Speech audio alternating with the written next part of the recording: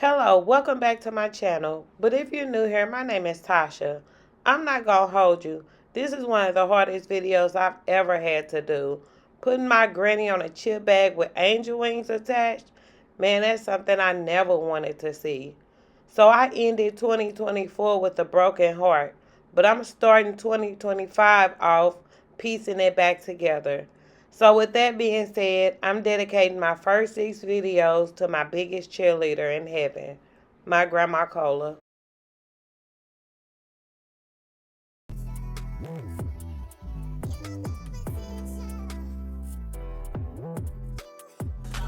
First, I'm going to start off by going to Google and searching Etsy. And in Etsy, in the search bar, I'm just going to type in memorial chip bags. And the reason I'm not searching for memorial chip bag PNG is because I want to see a physical chip bag from other sellers so it can kind of give me an idea of how to make mine. And as you can see, it's tons and tons of options to choose from. I usually try to use the PNGs that I can edit in Canva. And once I find the chip bag that I like, I'm going to go ahead and purchase it and then download it and then follow the instructions. That's really important because different sellers have different download instructions. So just follow the instructions. They are usually simple. So now I'm going to go ahead and head over to Canva because Canva is where I usually do all my edits on the PNGs that I purchased from Etsy. So as you can see, this is the PNG that I chose. As you can tell, everything is edible on this chip bag template. The colors, the wording, the font. So I go over to duotones and it'll change like the different colors on the chip bag because I may not want to go with pink. What if this was for a guy? I would probably want to go with a darker color like black, brown, blue, you know. But my grandmother's favorite color was blue, like navy blue or powder blue.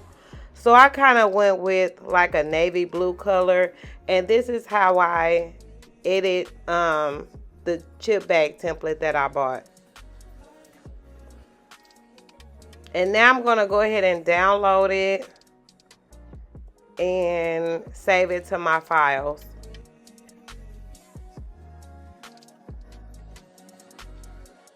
Now usually I pull the file up so I can kind of proofread it and see if it's right.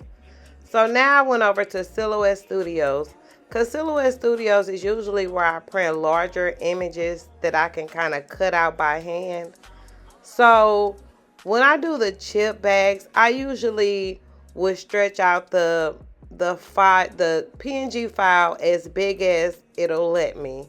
Here you see me putting in the paper size that I'm using, but as you can see, it went outside the print border lines. Those gray lines that's on the white canvas, those are the print border lines, where if I go outside of that line, it'll cut the image off. So what I'm doing here is staying like within those lines.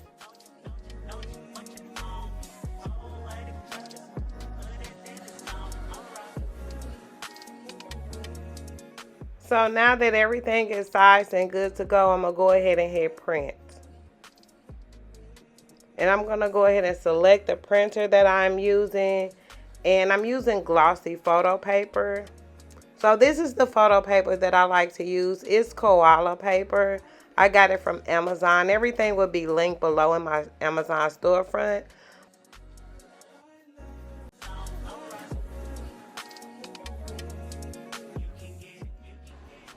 This is the image after it has printed.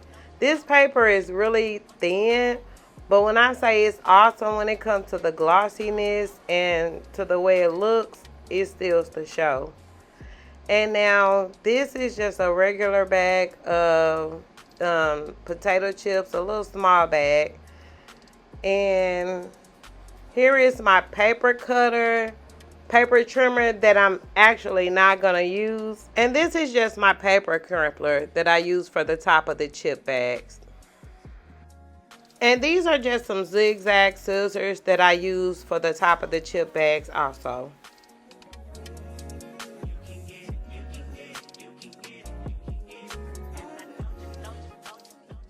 And these are just my regular cutting scissors that I'm going to use instead of the paper trimmer. I'm going to cut off the bottom excess white border at the bottom of the chip bag template.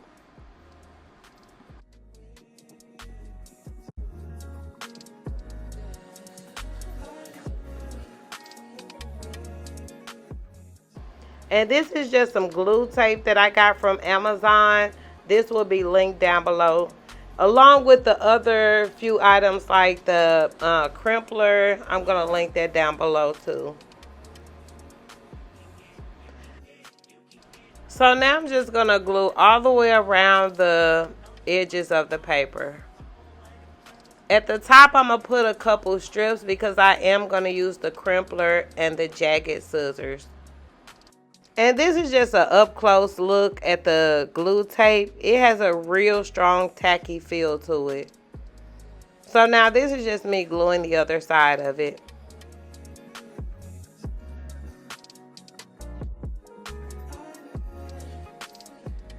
So here I'm just closing it all in. And down here at the bottom where you see it's kind of like a little off, you can see the white. Later I'm going to kind of cut that and even it off. So as you can see, I closed up all ends and it's still white at the top. Everything looks good. So now I'm going to run the top through the crimpler. And I don't know if it's just me, but child, me and that crimpler be tussling every time. Please leave me a comment below and tell me, what am I doing wrong? What's going on here? Because I'm so over it.